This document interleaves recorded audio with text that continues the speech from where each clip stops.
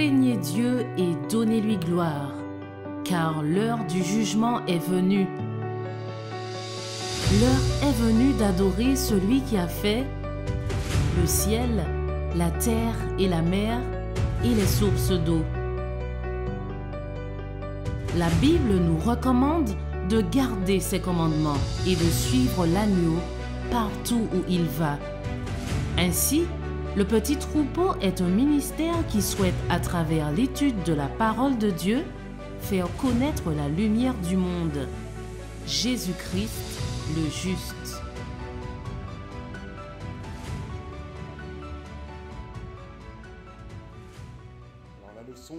Non pas la leçon, mais le message de ce matin coïncidera aussi avec les échanges que nous avons eus en ce matin, mais aussi avec des échanges que nous avions eus il y a plus longtemps que cela, lorsque nous abordions le texte d'Apocalypse 20 dans la leçon de l'école du sabbat. Et une question avait été posée sur qui sont Gog et Magog. Et nous verrons que la réponse à cette question coïncidera aussi avec les événements que nous vivons aujourd'hui. Et puis surtout, c'est un message qui aura pour but d'être encourageant. Beaucoup d'entre nous ont besoin d'encouragement en ce matin. Ils ont besoin d'encouragement même durant les semaines qui vont suivre et les jours qui vont suivre. Et ce message, en tout cas, leur sera destiné. Donc pour en revenir sur Gog et Magog et le sort des méchants, il y a une référence qui nous en parlait, et c'était justement ce texte de Apocalypse 20 et le verset 7 à 8. Apocalypse 20 et le verset 7 à 8 que je vais vous inviter à lire. Et quand les 1000 ans seront accomplis, Satan sera délivré de sa prison et il sortira pour séduire les nations qui sont aux 4 coins de la terre, Gog et Magog, et il les assemblera pour combattre, et leur nombre est comme le sable des mers. Ces deux noms, comme le sable de la mer, ces deux noms, Gog et Magog, arrivent ici dans ce texte un peu comme un cheveu sur la soupe. Et on peut se demander, mais que font ces deux noms dans ce verset où il est question de cette guerre qui doit encore venir. C'est la guerre justement d'Armageddon. Et il est important pour nous que nous puissions comprendre que représentent ces deux noms. Ces deux noms, lorsque nous avions abordé durant cette leçon, notre frère Marlin nous avait proposé la lecture d'Ézéchiel au chapitre 38, Ézéchiel au chapitre 38, dans lequel ces deux noms ils sont référencés. À savoir que ces deux noms sont référencés dans Ézéchiel 38 et 39. Nous n'aborderons pas aujourd'hui Ézéchiel 39, mais nous ne verrons qu'Ézéchiel 38 en ce matin. Et par rapport à l'histoire des enfants que nous avons vue en ce matin, eh bien, c'est réparti justement de ces histoires, de ces textes prophétiques, à lire au moins, et au mieux à comprendre. Ézéchiel 38, lisons les versets 1 à 3. La parole de l'Éternel me fut adressée en ces termes. Fils de l'homme, tourne ta face vers Gog, au pays de Magog, vers le prince de Roche, de Méchec et de Tubal, et prophétise contre lui. Et dit, ainsi a dit le Seigneur, voici, j'en veux à toi, Gog, prince de Roche, de Méchec et de Tubal. Ici, on peut voir que Gog et Magog ne sont pas les noms de deux individus. On nous parle de Gog au pays de Magog. Donc, Gog est avant tout un nom, le nom de quelqu'un, le nom d'une personne, tandis que Magog est le nom d'un lieu. Donc lorsqu'il est question de Gog et de Magog dans Apocalypse 20 que nous avons lu il y a quelques instants, il s'agit d'un être humain, d'un homme, ou peut-être ici dans Apocalypse 20 un symbole de quelqu'un d'autre, et Magog qui correspond à un territoire et à un lieu, vers le prince de Roche, Méchec et de Tubal. Et un peu plus loin, à la fin du verset 3, il nous est dit, « Voici, j'en veux à toi, Gog, prince de Roche, de Méchec et de Tubal. » Donc, il semble que Magog soit, ce territoire, Magog, le territoire de Magog, soit constitué de 3 parties, de Roche, de Méchec et de Tubal. Et Gog est un responsable, un prince de ces 3 parties, Roche, Méchec et Tubal, qui composent Magog. Je pense que jusque-là, nous sommes au clair. Donc, Gog est bien le prince d'un pays. Une chose qu'il nous faut faire à chaque fois que nous étudions, tout à l'heure nous parlions d'études de la Bible, il est important que nous puissions étudier la Bible en profondeur. Tout à l'heure, le frère Philippe disait que, tout comme nous abordions le sanctuaire de manière précise et méticuleuse, de même, lorsque nous étudions un livre de la Bible, un texte, un passage, il nous faut être méticuleux. Et l'un des réflexes qu'il nous faut avoir, c'est notamment la signification des noms qui nous sont proposés. Le nom de Gog, donc Gog, ce personnage, signifie montagne. Gog signifie montagne. Et Magog signifie qui domine sur un territoire de montagne. Ok? Gog, montagne, et Magog qui domine sur un territoire de montagne. À l'intérieur de Magog, il y a 3 parties. Roche, Méchec et Tubal. Roche signifie qui est à la tête, au sommet, le chef, le principal, le supérieur. J'ai résumé toute cette signification comme faisant référence à une fonction. Sans doute la fonction de Gog, qui est à la tête, au sommet, un chef et un principal. Nous avons une deuxième partie qui est Méchec. Le nom de Méchec apparaît pour la première fois dans la généalogie du fils de Noé, Japheth. L'un des fils de Japheth se nomme Méchec. Et il est justement à l'origine des peuples du nord d'Israël. Et on va voir tout à l'heure que dans Ézéchiel 38, ce peuple de Magog descend du septentrion, c'est-à-dire provient du nord. Il y a donc bien une correspondance entre le nom de Magog et l'histoire qui nous sera relatée tout à l'heure dans Ézéchiel 38. Et il y a une troisième partie qui est Tubal. Tubal signifie coulant, tu seras apporté. On peut le traduire d'une autre manière, comme découlant de. Tu seras apporté de.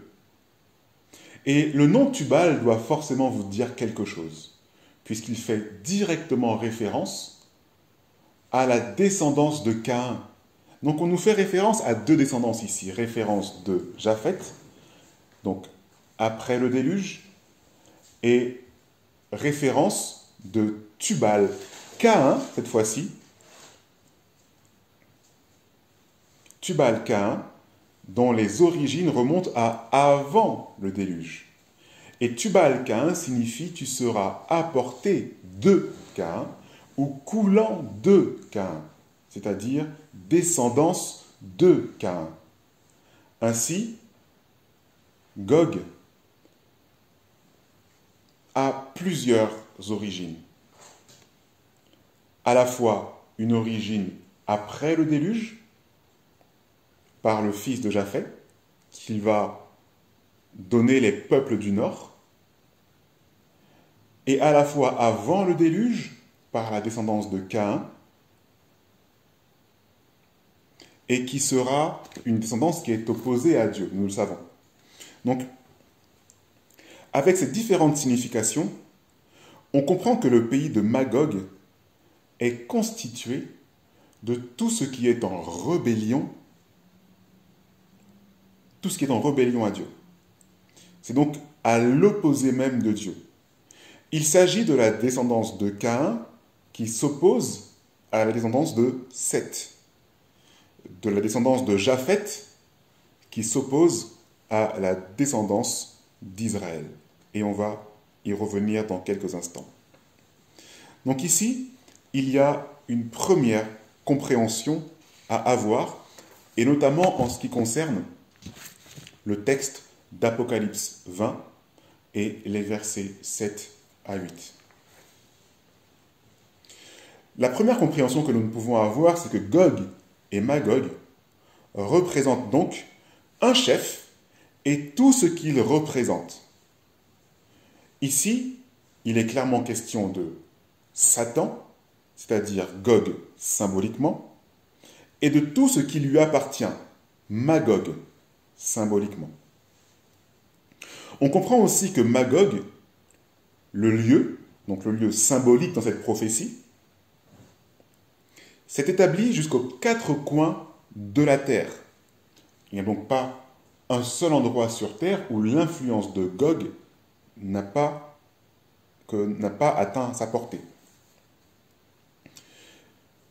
D'ailleurs, ce territoire est tellement grand que ceux qui se rassemblent pour la grande guerre d'Armageddon sont comme le sable de la mer. En plus d'y avoir les perdus de tous les siècles, il y aura également des antédiluviens. C'est ce que nous permet de comprendre la signification des noms des 3 tribus, des 3 composantes de Magog. On sait qu'il y a une origine après le déluge, par le fils de Japheth, et on sait qu'il y a une origine avant le déluge, par la descendance de Caïn. Magog représente donc toute cette population, et Gog est à leur tête, c'est-à-dire Satan. Ainsi, lorsque Dieu parle du sort de Magog, ainsi lorsque Dieu parle du sort de Gog, dans la Bible notamment, il parle aussi du sort de Satan. C'est bien compris? Lorsque la Bible nous parle de Gog, il nous fait référence aussi à Satan. De même, lorsque nous parlons aussi de cette étoile brillante qui descend du ciel, on peut aussi faire le lien avec Satan. Satan a plusieurs symboles dans la Bible, et Gog est l'un d'entre eux.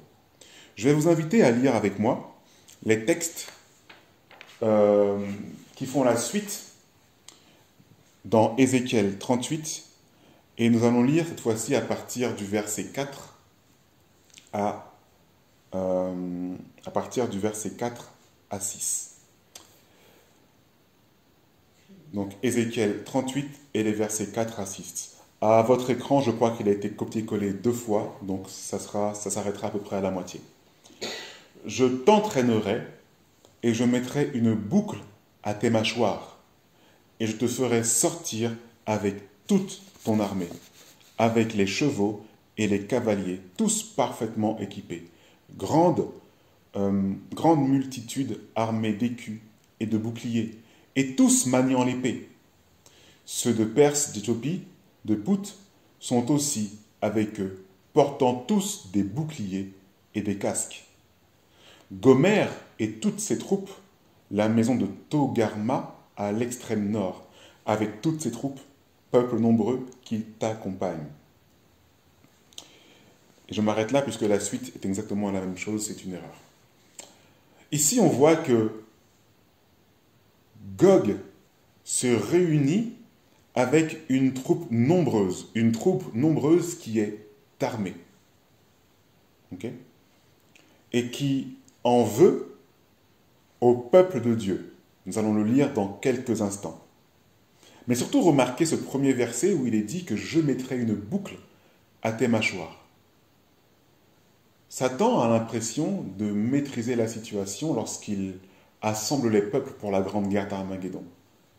Mais il ne se rend pas compte qu'il ne fait qu'appliquer ce qui était prévu depuis très longtemps dans la Bible et que Dieu prévoit depuis très longtemps. Gomère et toutes ses troupes de la maison de Togarma.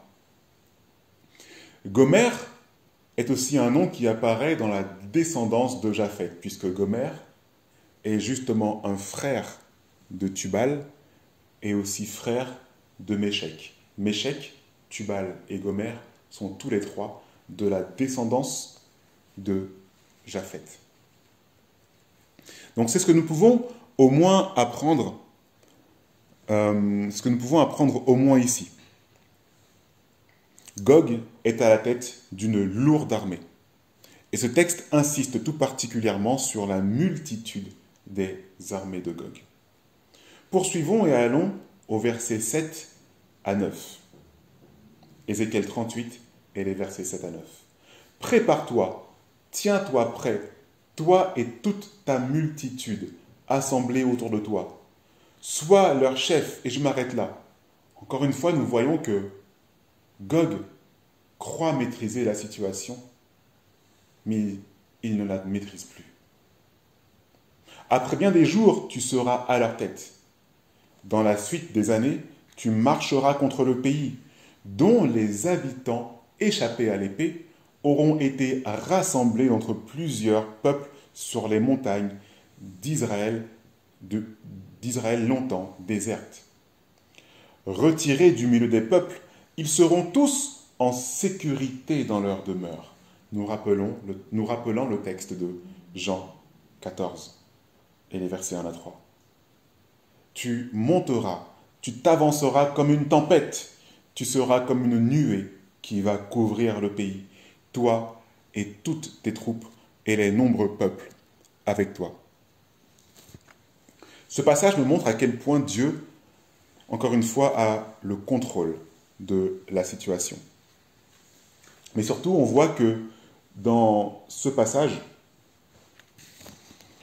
que Satan, que Gog notamment ici, va s'attaquer à une catégorie de personnes qui ont échappé à l'épée et qui auront été rassemblés.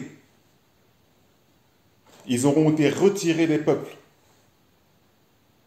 De qui donc s'agit-il? Tout à l'heure, dans Apocalypse 20, nous avons vu que Gog et Magog avaient un lien avec ce texte d'Ézéchiel 38 et les versets 7 à 9. Pouvons-nous dire que ce texte d'Ézéchiel 38 correspond aussi à ce qui se passera à la fin des temps? Même pas à la fin des temps, ce qui se passera après les 1000 ans. On s'approche d'une réponse. Mais ce qui est sûr ici, c'est qu'il y a quelque chose à apprendre. Lisons la suite, mais cette fois-ci, je vous propose de passer directement au verset 14. Verset 14 à 16. Ézéchiel 38 et les versets 14 à 16. Parce que les versets d'avant répètent un petit peu les mêmes choses. C'est pourquoi prophétise, fils de l'homme, et dis à Gog, ainsi parle le Seigneur l'Éternel. Oui, le jour où mon peuple d'Israël vivra en sécurité, tu le sauras. Alors tu partiras de ton pays, des extrémités du septentrion, toi et de nombreux peuples avec toi, tous montés sur des chevaux, une grande multitude et une armée puissante. Tu t'avanceras contre mon peuple comme une nuée qui va couvrir le pays. Dans la suite des jours, je te ferai marcher contre mon peuple, afin que les nations me connaissent, quand je serai sanctifié par toi sous leurs yeux. Je me reprends encore une fois, mais ce passage nous montre à quel point Dieu maîtrise, Dieu contrôle la situation. Gog pense pouvoir faire quelque chose contre le peuple de Dieu. Tu t'avanceras contre mon peuple d'Israël comme une huée qui va couvrir le pays. Mais c'est Dieu lui-même qui mène Gog à sa perte, puisque dans la suite des jours, je te ferai marcher contre mon pays, afin que les nations me connaissent, quand je serai sanctifié par toi sous leurs yeux, au Gog. Je vous pose la question, se peut-il que le moment de la guerre d'Armageddon, Satan finisse par reconnaître qu'il est le grand perdant de cette histoire? À votre avis, que se passera-t-il pour toutes les personnes trompées, dupées, qui sont menées dans cette guerre vers une mort certaine et qui voient leur chef, au final, s'incliner et reconnaître la suprématie de son adversaire? Je lisais quelques textes, il n'y a pas très longtemps, de familles japonaises dont les enfants ont été kamikazes durant la Seconde Guerre mondiale. Un kamikaze japonais, c'est notamment quelqu'un qui transporte de nombreuses bombes sur lui et qui se fait exploser directement sur l'ennemi. Il va donc droit à une mort. Et ces familles ont témoigné, elles n'ont pas véritablement témoigné, mais elles ont laissé des traces dans l'histoire du Japon, notamment lorsque le Japon a abdiqué. Lorsque le Japon a abdiqué, ces familles se sont rendues compte que leurs fils sont morts pour rien. Et beaucoup de ces familles ont fait de grands scandales dans le Japon. Vous savez, les habitants du Japon qui sont quand même très réservés et qui savent maîtriser aussi leurs émotions. On a vu des familles qui ont totalement explosé, jusqu'à provoquer des suicides collectifs, jusqu'à provoquer des meurtres et des assassinats. C'était un événement qui n'avait jamais été vu auparavant. Pourquoi? Parce que leur leader, qui a emmené des enfants à leur mort, s'est soumis à son adversaire. Imaginez tous ces perdus qui verront leur chef se soumettre à leur adversaire, qui n'est ni plus ni moins que Dieu lui-même dans sa toute-puissance. Je serai sanctifié par toi sous leurs yeux, ô Gog. Et quelle sera la honte de Gog, Satan lui-même, à ce moment-là, lorsqu'il devra ployer le genou et reconnaître la toute-puissance de Dieu. Lisons la suite de ce passage dans Ézéchiel 38 et les versets 17 à 23. Ézéchiel 38 et les versets 17 à 23. Ainsi a dit le Seigneur, n'est-ce pas de toi que j'ai parlé jadis par le ministère de mes serviteurs les prophètes d'Israël qui ont prophétisé alors pendant des années que je te ferai venir contre eux? Mais en ce jour-là, au jour où Gog marchera contre le pays d'Israël, dit le Seigneur l'Éternel, la colère me montera au visage. Je le dis dans ma jalousie, dans l'ardeur de ma colère. Oui, en ce jour-là, il y aura un grand trouble dans le pays d'Israël. Les poissons de la mer, les oiseaux des cieux, les bêtes des champs et tout reptile qui rampe sur la terre et tous les hommes qui sont sur la face de la terre trembleront devant moi. Les montagnes seront renversées, les rochers escarpés tomberont et toutes les murailles s'écrouleront par terre. Et j'appellerai contre lui l'épée sur toutes mes montagnes, dit le Seigneur l'Éternel. L'épée de chacun se tournera contre son frère, et j'entrerai en jugement avec lui, par la peste et par le sang. Je ferai pleuvoir sur lui, sur ses troupes, et sur les grands peuples qui l'accompagnent, une pluie violente, des grêlons, du feu et du soufre. Et je me glorifierai et je me sanctifierai, et je me ferai connaître aux yeux de nations nombreuses, et elles sauront que je suis l'Éternel. Dieu a le contrôle ici de la situation, et Satan ne l'a pas, puisqu'il va s'équiper de nations perdues qui vont s'accuser les uns les autres et qui ne pourront pas être dans une unité parfaite. Voici les troupes. Voici les troupes qu'aura Lucifer. Voici les troupes qu'aura Satan. À tel point que l'épée de chacun se tournera contre son frère. Mais ce n'est pas tout. Une pluie violente également. Des grêlons, du feu et du soufre, c'est ce que nous connaissons le mieux dans cette guerre. Nous savons que le feu descendra du ciel, tout comme il est descendu sur Sodome et sur Gomorrhe.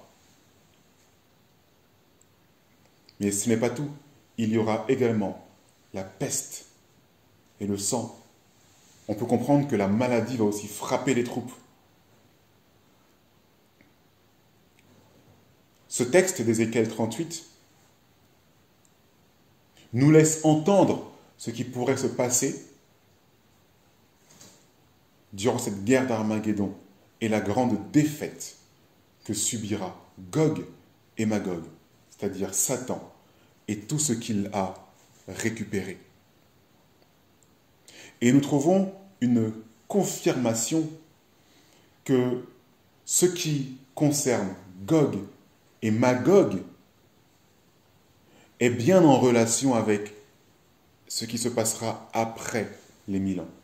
Et cette confirmation, nous le trouvons dans un texte de James White, un texte qui a été écrit dans un livre intitulé Ellen White and Her Critics, que l'on peut traduire par Ellen White et ses commentateurs.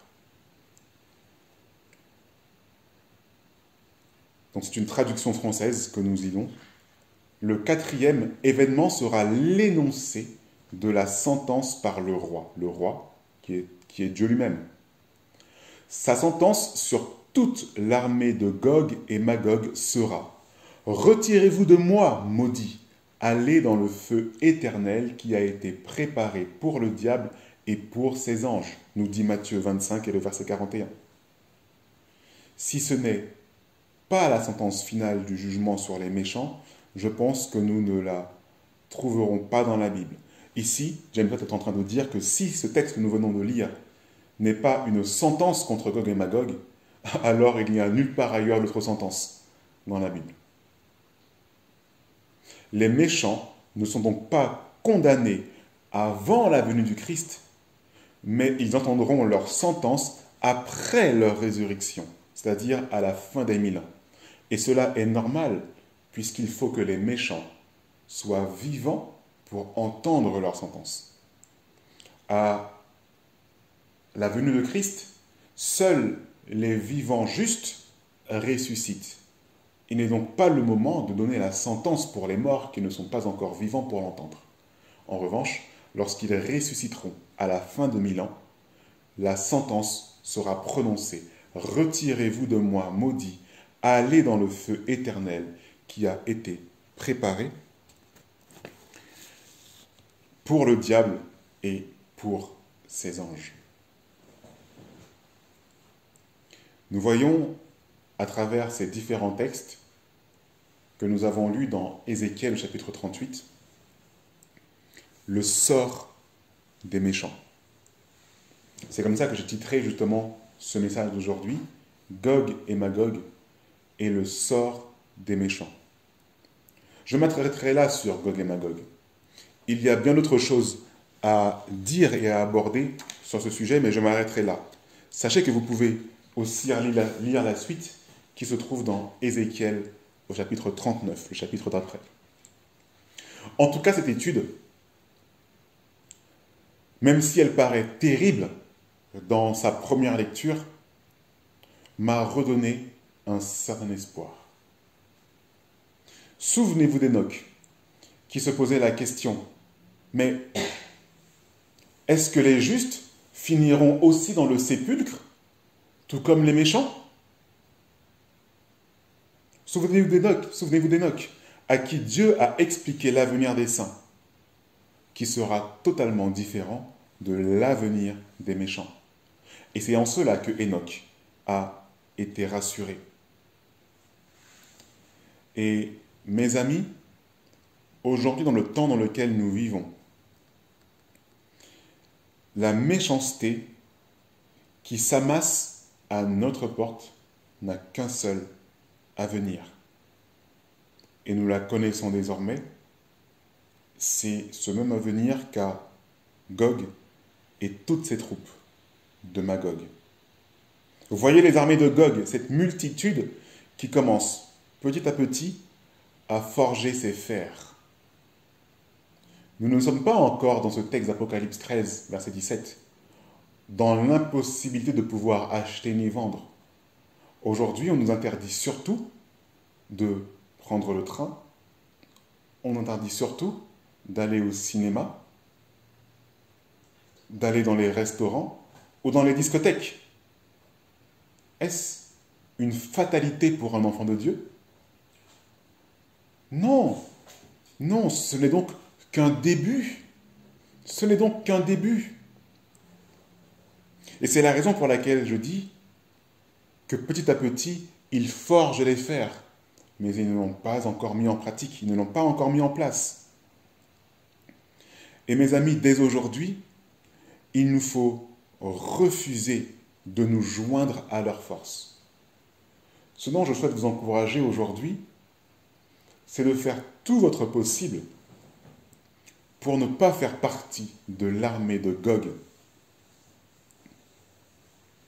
Et mes amis, ces temps-ci, lorsque nous refusons d'entrer dans l'armée de Gog, eh bien, nous refusons d'aller en discothèque, nous refusons d'aller au restaurant, nous refusons d'aller dans les cinémas, certes.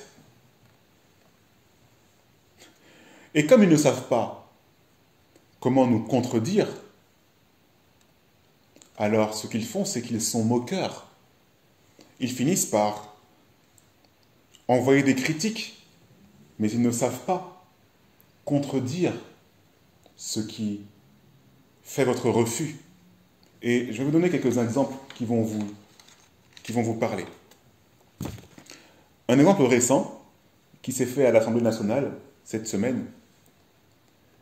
Un ministre a dit, si le virus pouvait nous regarder, il se servirait une petite bière. C'est une petite moquerie à l'attention des personnes qui, durant cette assemblée, faisaient retarder les débats sur le pass sanitaire. Ce ministre n'a pas su contredire les mots des autres qui faisaient temporiser cette loi. Et ne sachant quel argument donner, ils vont dans la critique ouverte, et critique souvent injustifiée. Si le virus pouvait nous regarder, il se boirait une petite bière, parce qu'il sait qu'il a pas mal de temps devant lui pour encore agir, sous-entendu. Cela, nous le voyons au sein même du gouvernement. Mais ces mêmes éléments moqueurs, nous les retrouvons aussi parmi le peuple. Et c'est la raison pour laquelle il n'y a pas d'unité dans Gog et Magog. Parce qu'à leur tête, Gog, ils sont déjà divisés. Et c'est la raison pour laquelle Gog ne pourra pas assembler un Magog uni, parce qu'ils seront aussi divisés entre eux. Ainsi, on va retrouver un autre texte où il est dit que 3000 likes sous un tweet tout gorgé d'ignorance et de présupposés erronés sur le rôle du vaccin, l'importance de la couverture, les effets barrières, la solidarité avec ceux qui ne peuvent recevoir le vaccin.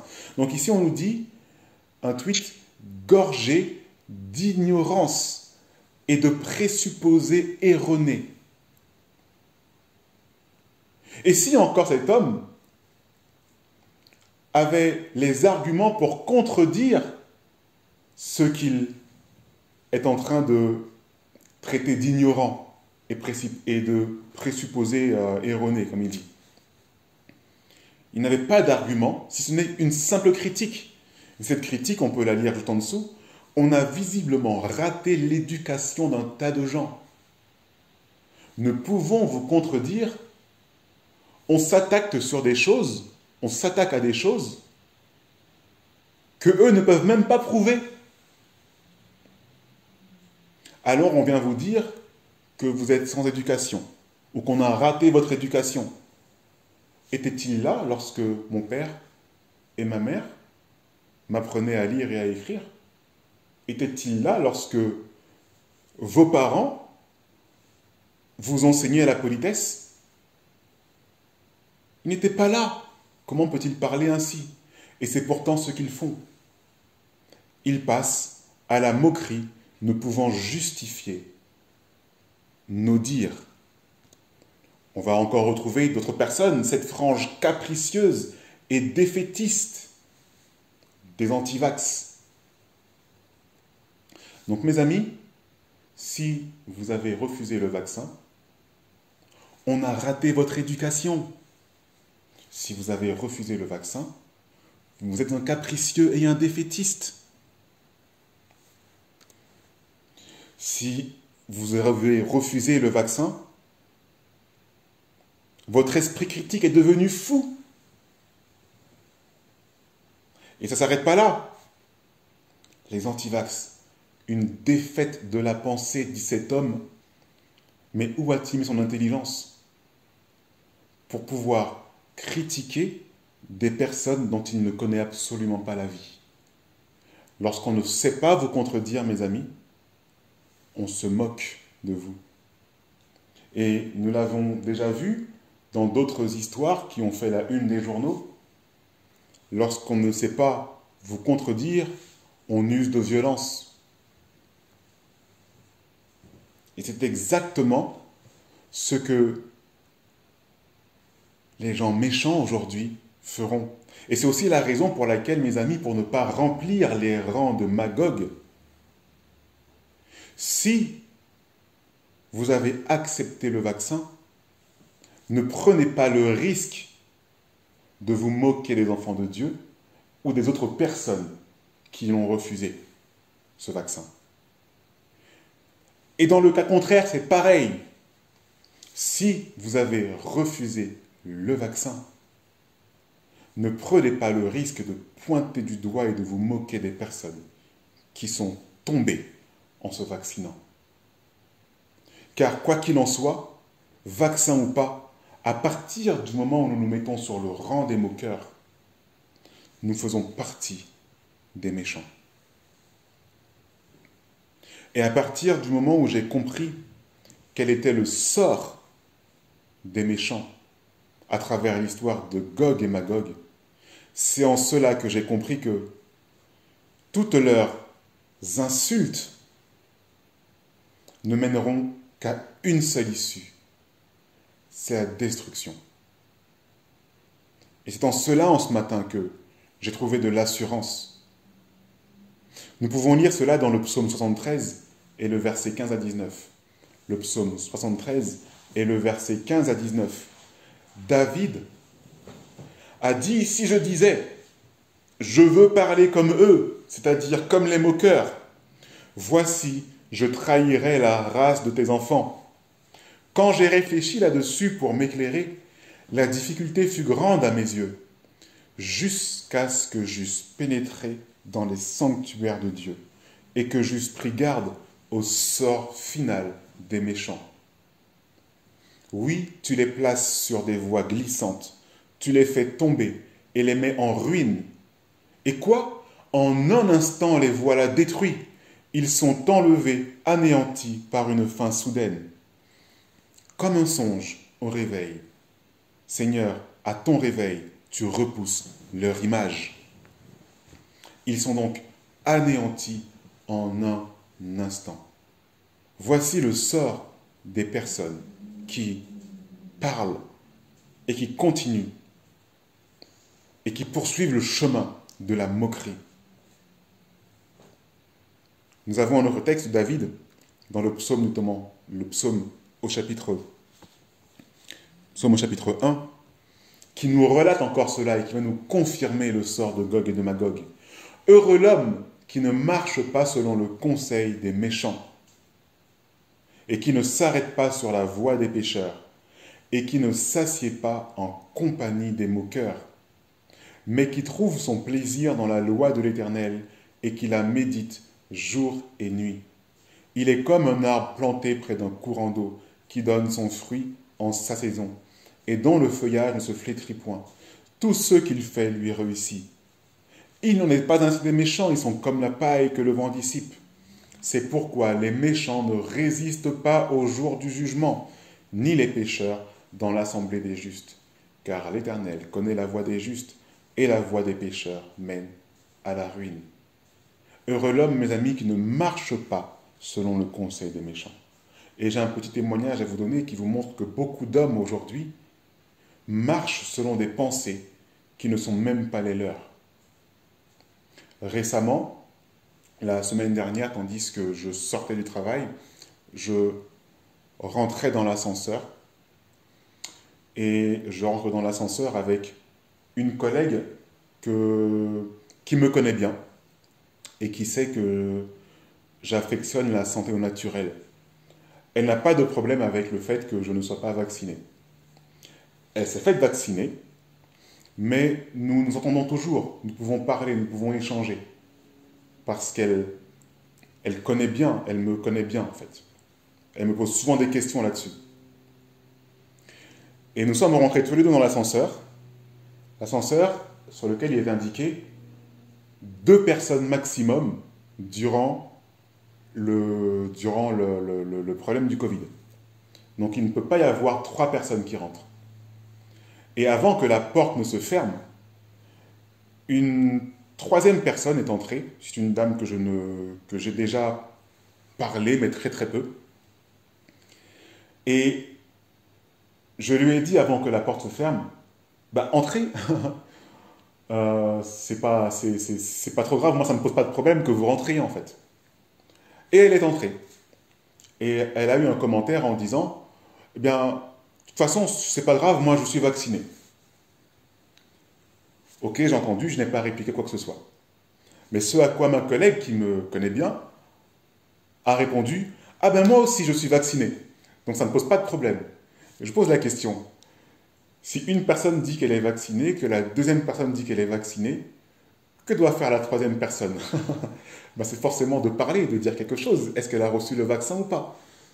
Donc j'ai répondu que non, je ne suis pas vacciné. Voilà. Ce que ma collègue a compris, d'ailleurs, elle a même souri derrière son masque, je l'ai vu. Mais cette 3e personne qui était là, et qui ne me connaît pas très bien, a baissé un petit peu les yeux. Et j'ai senti la gêne. Plus tard, je l'ai appris à la fin d'une réunion. Nous sommes restés un petit peu ensemble à discuter. Et elle m'a avoué que sa gêne ne provenait pas du fait qu'un non-vacciné soit en présence d'une vaccinée. Ça ne lui pose pas forcément de problème. Sa gêne était dans le fait que, oui, mais en ne te vaccinant pas, tu ne protèges pas tes enfants et ta famille. Mes amis, cette personne qui ne connaît absolument pas ma vie, qui m'ignore tous les jours lorsque je passe devant elle, et qui par je ne sais quel miracle aujourd'hui s'occupe de mon fils et de ma famille, je peux vous dire que ce n'est pas sa pensée. Et cette pensée qui consiste à pousser encore dans les retranchements ceux qui ne sont pas comme elle, ne vient pas d'elle. Et c'est la raison pour laquelle j'insiste sur ce psaume.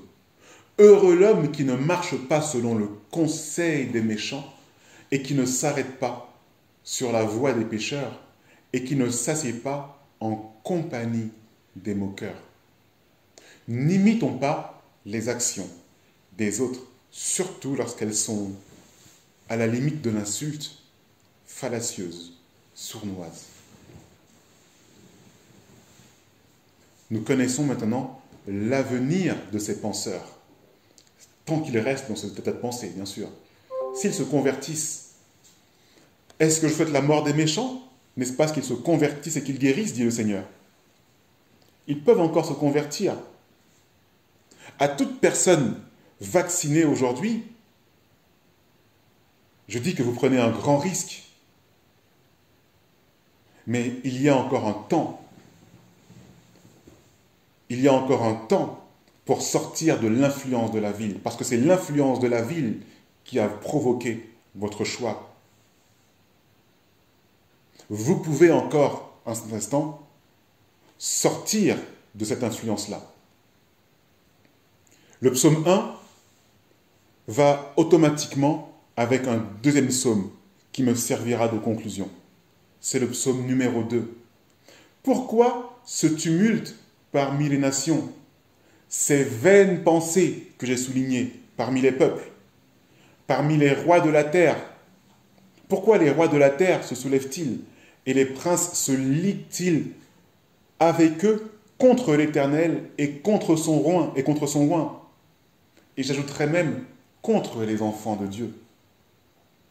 Brisons leurs liens et délivrons-nous de leurs chaînes. Ça veut dire quoi? Ça veut dire sortons de leur sphère d'influence. Sortons de leur influence. Celui qui siège dans les cieux rit, le Seigneur se moque d'eux. Puis il leur parle dans sa colère, il les épouvante dans sa fureur. C'est moi qui ai oint mon roi sur Sion, ma montagne sainte. Je publierai le décret. Et l'Éternel m'a dit, tu es mon fils, je t'ai engendré aujourd'hui. Demande-moi et je te donnerai les nations pour héritage, les extrémités de la terre pour possession. Tu les briseras avec une verge de fer, tu les briseras comme le vase d'un potier.